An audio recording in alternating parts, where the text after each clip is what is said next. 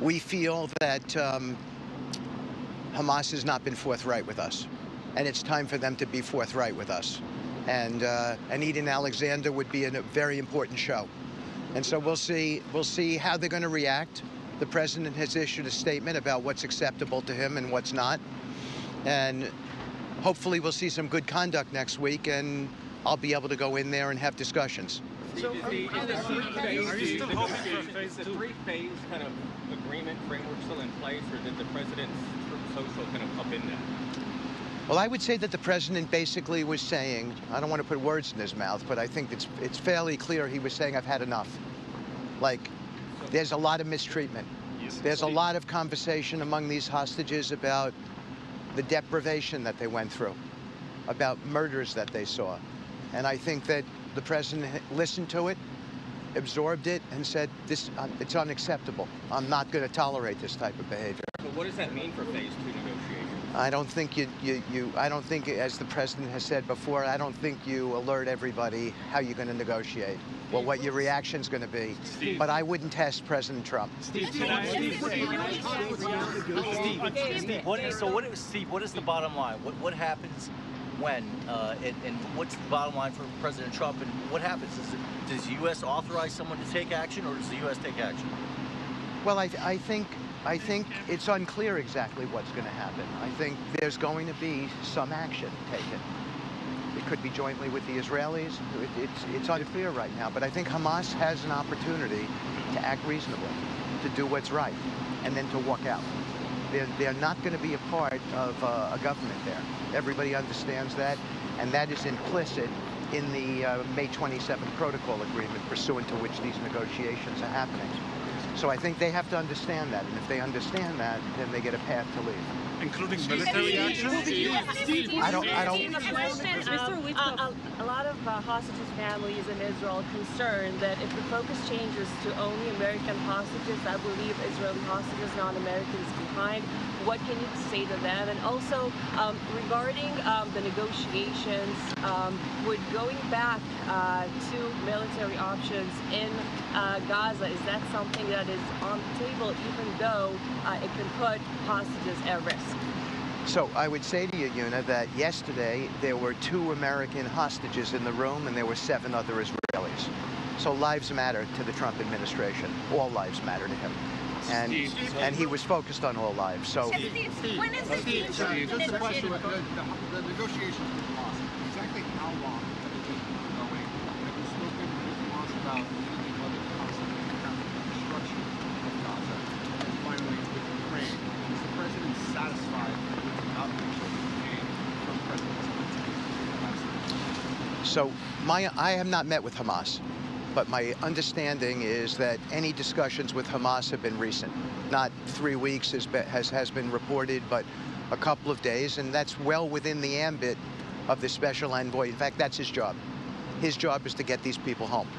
We help in that effort, so I commend him for doing that.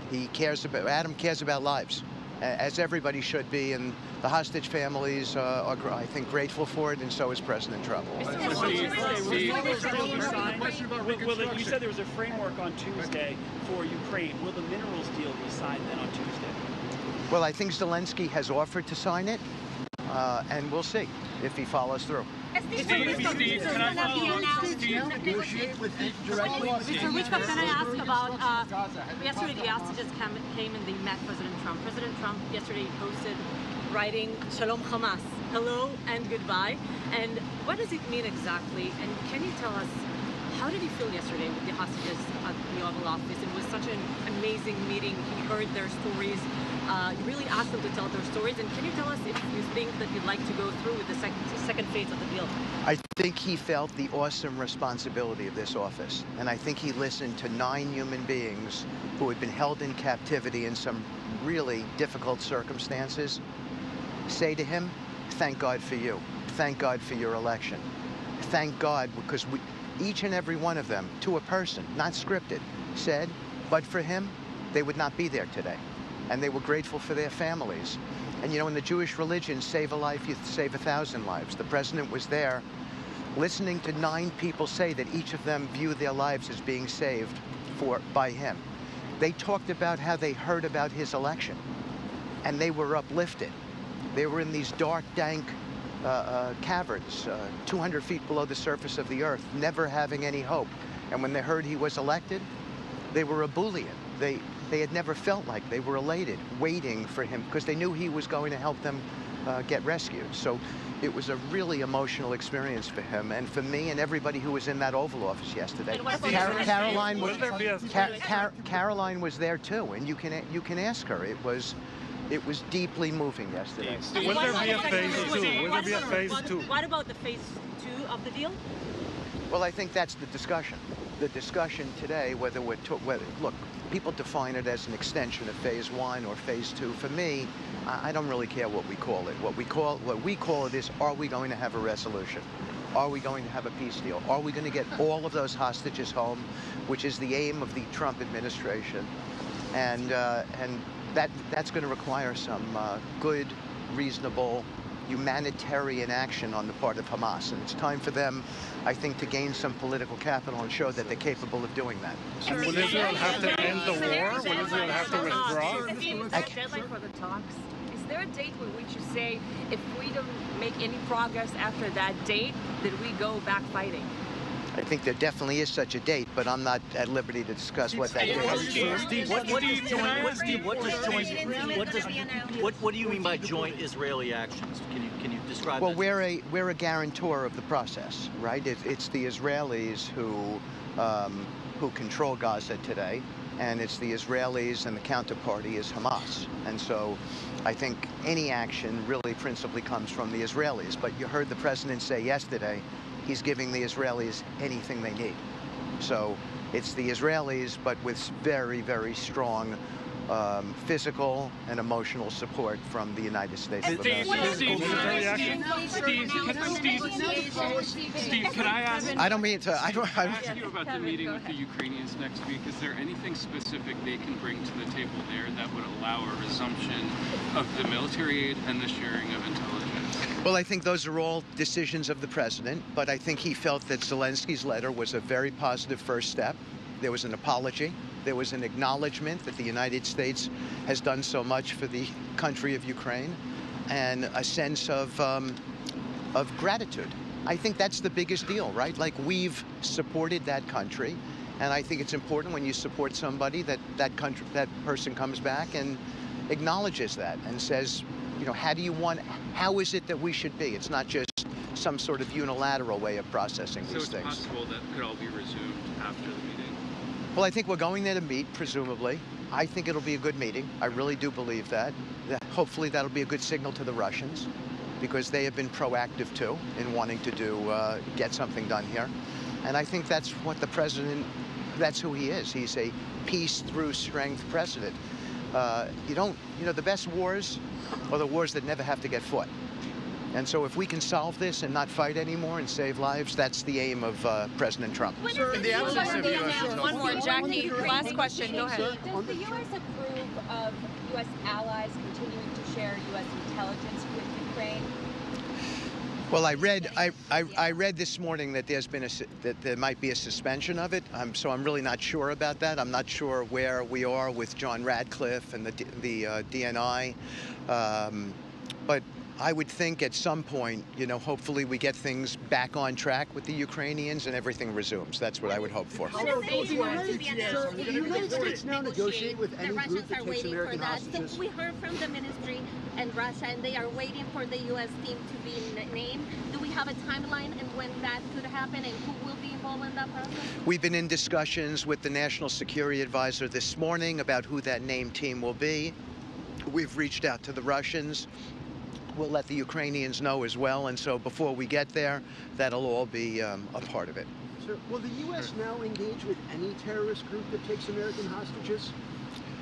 Well, I think if you're asking about the reach out that you read about, I think it was the responsibility of the special envoy to actually have conversation and see if anything can be achieved. Unfortunately, what we learned is that Hamas told us they were going to be thinking about it a certain way, and they weren't. So I think that's important information for us to have, and so came the tweet from the president, which is, your behavior is unacceptable. you need to clean up your behavior. And that's where we stand as a government. Is there no concern that the direct engagement could encourage other? I don't know whether it was a direct engagement or not. It could have been through a go-between. I just know that the messaging was, we want to see these hostages come home. We're not going to sit here, do nothing, and tolerate these kind of inhumane conditions. They've lived in a terrible situation. By the way, who keeps dead bodies? Who does that? Who keeps people chained up downstairs? Who murders in front of other hostages? What's happened here is intolerable, and it's not going to be tolerated by President Trump. Steve, can I clarify your last answer? Are you saying that what's been paused is just U.S. intelligence direct to Ukraine, or that there was also a pause on the allies sharing intelligence? I was simply saying, Jackie, that I can't comment on specifically what was paused. Does the president see any difference? The Vice President Emmanuel Macron has floated a one-month pause on long-range strikes from Ukraine and Russia. Do you think this is something that Russia would accept? We're talking to the French. I can't tell you what specific proposals have been put on the table. Will President Zelensky be allowed back or be invited back to the White House? I think that the president has said that there's a path back, and President Zelensky has demonstrated that he's intent on that good faith path back. He's apologized. He said he's grateful. He said that he wants to work towards peace. By the way, that's ultimately the goal here. President Trump is an outcome-oriented man. He wants a good outcome, and a good outcome is peace, no more death, and a better world. Does the president see any difference between the ceasefire and hostage deal that the previous administration put together in terms of the framework? You said it wasn't such a wonderful deal. Can you just confirm, without going into those details, that you're still working off of that framework, or are you negotiating that as well? Well, the May 27th protocol is the framework. That's what that whole deal was predicated based on that May 27th framework. And what I said was that deal presumed that it would take 5 years to reconstruct Gaza. And so the Saudis, when they talked about normalization, were working on a 5-year program. Gazans, thinking about coming back, thought that they would go back to their homes in 5 years. And I simply am saying that that's a delusion, and that we need to level set the facts so that people can make proper decisions based on the realities. Now, you saw a Wall Street Journal article about 10 days ago that said it's 15 to 20 years. So they're finally beginning to agree that people don't belong back there. It's a really dangerous environment for children, for anybody. Unexploded munitions, all kinds of latent ways to get hurt there.